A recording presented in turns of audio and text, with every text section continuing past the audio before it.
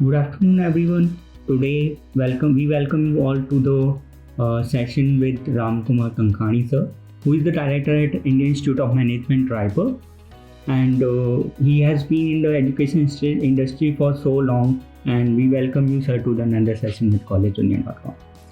My first question to you is: you have held key positions at education institutes like XLRI or be it IIM Kozhikode throughout your professional career. What keeps you connected with the education sector and how has your experience been so far with the institute? Thank you, Arun, for taking the pain and coming all the way to this institute, which is little away from the city. So, let me answer your question in two parts. Education is a sector which provides social impact, and my calling for looking at administrative positions in education sector came in 2010 when I realized that while you teach, you are doing great, but if you are part of the administrative process of education, especially higher education, the social impact part goes up drastically. What I'm trying to say is administrative positions of non-higher education, that is, let's say a school, the social outreach is more. But when you look at higher education, especially of a government organization, I think it is the social impact which is the biggest driver. So to me, I think I would love to be connected with education sector simply for the social impact part. Regarding IIM Raipur, we begin on a great note. I would like to thank the legacy, especially Professor Sahai and Professor Bharat Bhaskar, earlier directors, for taking it to this point and creating an institution with number 15 NIRF rank. You would agree that number 15 NIRF rank is not a joke, Right. in a 10-year time span. So I would say the institution is looking forward to progressing further from that lead. And that is what brings me to the table here. Thank you so much, sir. That was great. And my another question is: being the director of IIM Raipur, what is your philosophy of leadership and how would you describe your leadership style? Okay. My philosophy of leadership can be quickly summarized in a triangle of three things. Leadership means it should be constructivist. Constructivist means you need to take everyone along. It cannot be positivist. Opposite of constructivist is positivist. So I'm saying first part of the triangle is constructivist.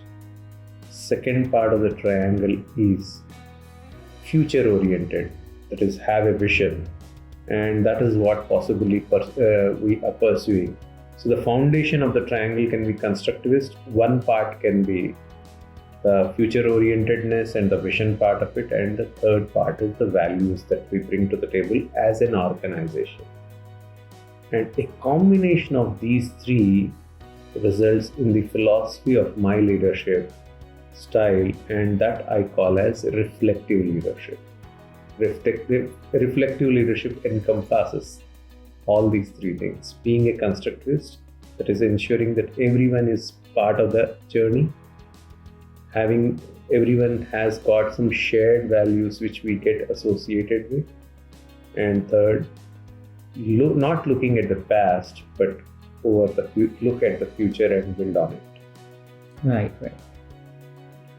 So my next question is: how do you strategize about the key programs and plans for marketing and administration of IIM Raipur as a director here?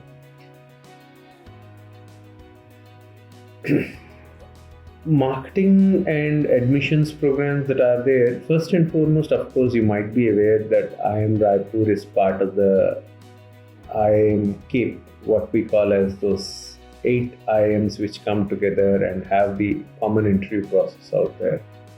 So our admissions plans are largely in that span. However, we are looking at launching shortly an undergraduate program. So perhaps further the admission process may be a little different. But for the MBA students, I think our admission process remains as as I've just described, that will be part of those 8 IIMs going together and doing the interviews in every city and aspects such as those. As long as marketing is considered, you see, one of the best tools of marketing, you would also agree, is word of mouth. Yes. And I am looking at only creating that, not interested in anything else. Okay. Keep doing what you do and keep improvising and focus on word of mouth. So as you might have just seen also in the process up there, Yes. there's nothing, there is no secrecy or nothing out there. I would say please come and be part of the journey. Right. That was great. And sir, I just wanted to ask about other programs that you offer, like EPGP or the DPM programs. So, okay. In terms of the other programs that you mentioned, I think we do have an EPGP program wherein we do have a partner who is helping us share the technology also. He shares technology and also does the marketing of our program. Our touchwood, our EPGP seems to be doing extremely good, and we have 2 batches of 200 plus each. And my sense is then another 200 in the new batch should not be a very big ask. Right. So that's something which I'd be honest in sharing. However, what we are doing is ensuring that the product is boosted up, so that is, product is refined far more, you can say, catering to the requirements of the market. Regarding the other program that we have in mind, we have the FPM program, that is the PhD program. I'm sure you would be aware of it. That this PhD program is of 2 parts. One is PhD residential, we call it as FPM, and then there is PhD in practice, we call it as FPM fellow or some name that's there. But however, I would say it is like PhD in practice, that is people who are professionals, executive FPM, EFPM. So executive FPM is our PhD in practice. So we plan to have, going forward, we plan to have our FPM programs possibly launching in twice a year rather than once a year. The idea is working executives need not have their calling in life only in the month of June.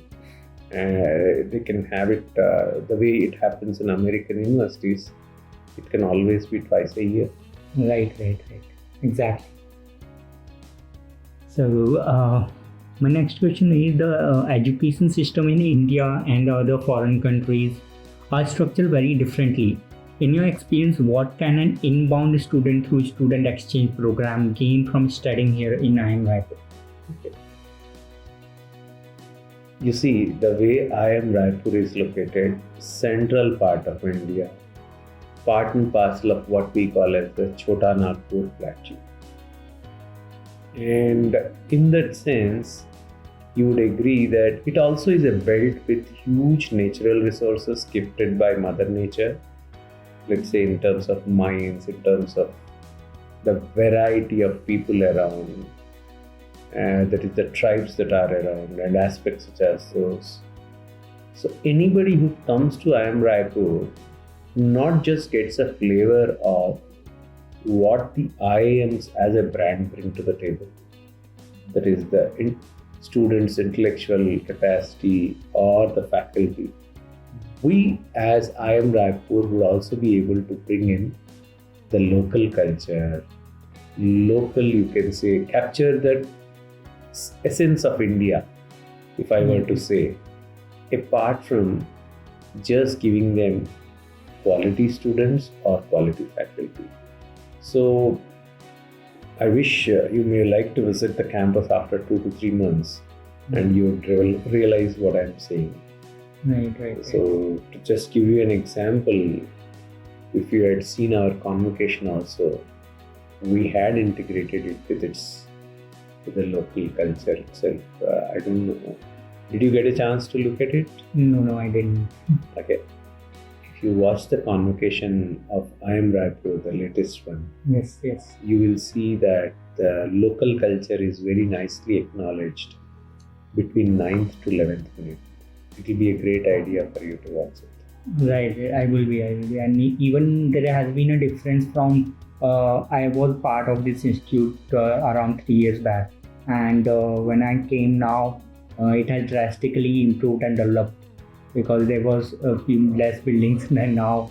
And I wish that, according to your vision, this institute grows more, and I would love to visit again and see the differences. Most welcome. Yeah. So, my next question: any insights in how IIM Raipur could be more welcoming to the students of different races or be the economic backgrounds? We'd love to welcome people who are not just different genders. We'd also love to welcome people who are transgenders. We'd like to welcome people who are from different races also. We possibly, in fact, I keep telling to my community of faculty that the day we get people from other parts of the world, not just as faculty, of course, as faculty we'll definitely be having very soon, but even as students, that day would be the first achievement which we would have achieved as part of our journey to take the institute to a different league and different level altogether. You see, let me put it this way. Doing something for the nation possibly means ensuring that the foreign students find benefit in coming here and doing it and taking from us. And that possibly is a goal stone which we are looking at possibly. My sense is it's a 5-year journey. Yes. And in 5 years, you'll be able to see many of these things happen. Right. So, what do you think your roles and responsibilities as a director to IIM Raipur, and specifically the students are here in their growth journey, where they come here to imbibe their knowledge and reflect the same into the corporate work? It's a wonderful question. Firstly, I think I acknowledge that there is meaning in this question. Whom does an institute belong to? An institute does not belong to its director. It is definitely not, it does not belong to its faculty also. So if a faculty says this institute is mine just because he or she has taught for 30 years, I'd say, I'm sorry. The institute belongs to its students. And that philosophy drives the way the whole thing would be done in this particular organization. We'd love to have conversations, not just with current students, but also our alumni, and ensure that their feedback is taken into account and each and everything which the organization does is tailored to them and tailored towards academic excellence, social impact, as I keep saying this repeatedly. So my role and responsibility is very simple. Focus on these two things, academic excellence with social impact. Now the point is, how do we go about it, or what are my roles and responsibilities are? You see, if you take a very big corporate, you might like to compare it with a building which is 100-year-old. But when it comes to looking at a university or an institution which has got a big name, it is more about creating a 100-year-old tree. What will the tree have? A 100-year-old tree. You would agree there will be some nests, there will be place for shadows, there will be some fruits that will come out, there will be some animals out there below, above, etc. There will be some roots. So I am looking at creating a 100-year-old tree, and I'm just one part of the journey, and I'm sure many other directors will come and they will ensure that this particular institution grows further. Right, that is great. So, what do you think should be the IIM Raipur's top priority over the next 10 years to come? Okay, nice one. Top priorities of IIM Raipur are, I think, next 4 years, possibly NIRF ranking, moving towards single digits, and number 8 to be more specific, crossing 8 and above. 4 years down the line, that's my first goalpost that I'm looking at. Ensuring that the organization's critical mass of business that it is doing is equal to a second generation IIM. You see, IIMs started in one bunch started in 60s, 70s, ABC. Another bunch started in 90s, like Lucknow, Indore, and Kozhikode. And the third generation is including the Shillong and let's say Right. Raipur, Udaipur, and such organizations. We are looking at taking the critical mass of the organization to a second generation IM. We are also looking at implementing the government's NEP policy, national, and being part of their NEP program, national new education policy, that the national education policy that has been spoken about. And we are also looking at creating it as a campus, which is possibly which Chhattisgarh is kind of very proud of. Right. That's the 10-year plan out there. Right, exactly. So it is not just about 3 accreditations or 2 accreditations, it's beyond those. Right, exactly. So what are some of the biggest challenges you currently are facing, or you see, both for the higher education in general or specifically for IIM Raipur? See, there are 2 challenges that are there if you look at it. First and foremost, challenges in terms of the disruptive technologies and disruptive ways of playing the game that happens, especially from other parts of the world and also from within India as well. What I'm trying to say is higher education is a highly competitive place. So one part is being aware of the disruptions in technology or even otherwise that are happening. Let's say a new program happening, a program which possibly captures many other things, a program which is collaborated by 3 to 4 different universities. These are definitely disruptive in nature. So first and foremost challenge is being aware of the nature of the disruptions that are there and being part of those disruptions. I'm not looking at running away from those disruptions. I'm looking at being part of those disruptions. Of course, it can be with partnership with some other institutions or it can be on our own, that we'll have to figure out. But that I see as first challenge. And the second challenge, the way I understand, is able to keep ensuring that each and every community member out there here is part of the journey of growth that we've kind of planned for. We are looking at least 15 to 20% CAGR every year. That is compounded annual growth rate. Yes. And for a 15 to 20% CAGR, you would agree that some of the members of the IIM Raipur family may not have experienced that in the past. So that's, I wouldn't say it's a challenge, but I would like to call it as an opportunity. So welcoming them to be part of this journey, identifying great intellectual talent in the market and hiring him or her as a faculty of this institute, that's also a challenge. Right. You'd agree that not everyone would like to join us by default if he or she has an offer from another institute which is perhaps better ranked. So can we create a culture which makes him say, I'll go to IIM Raipur, I'll not go to some other place. Right. That's also something which I'm looking at it. So ensuring that the campus is vibrant with a beautiful culture which permits learning is what I'll summarize as both an opportunity and as a challenge. Right. But trust me, I'm enjoying the journey. Yeah, that is great. That is the most important part, actually. So my last question would be any suggestion you would like to give to the current youth and aspiring students here? Suggestions to the modern generation, aspiring students, I have 2 to 4 suggestions. First and foremost is, I think, be open to failure. It's okay. The managing failures is a challenge for a generation which perhaps may not have seen a lot of failures. So that's something which I'd request them to be open about. My simple example is, how many wars have we seen?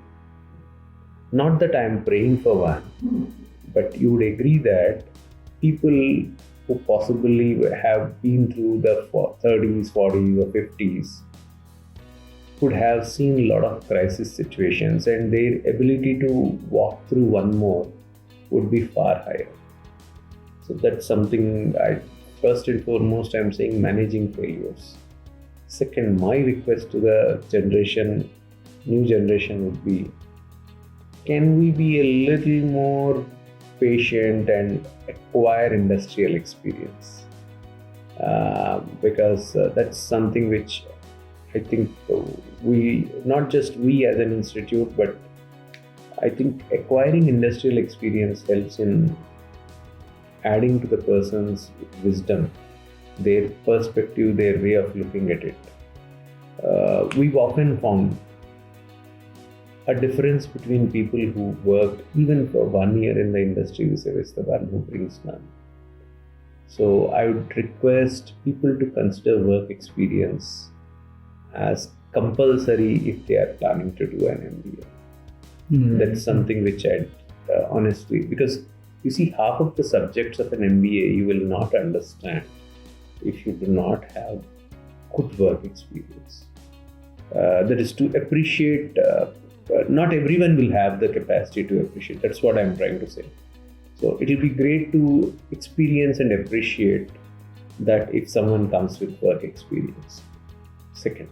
Third, I would request honestly, humbly the modern generation to take decisions on their own. It's fine, guardians are important, parents are important. I respect them, I'm myself a parent. But I think when it comes to taking decisions, I would like our young friends to take it on their own instead of getting guided or micromanaged by someone else. Right. Exactly. Thank you so much, sir, Professor Ram, and we thank you sincerely for your time and your efforts sitting here and spending time with me. It was lovely interacting with you, and we look forward being part of IIM Raipur. And thank you so much once again. Thank you so much. Thank you. Take care.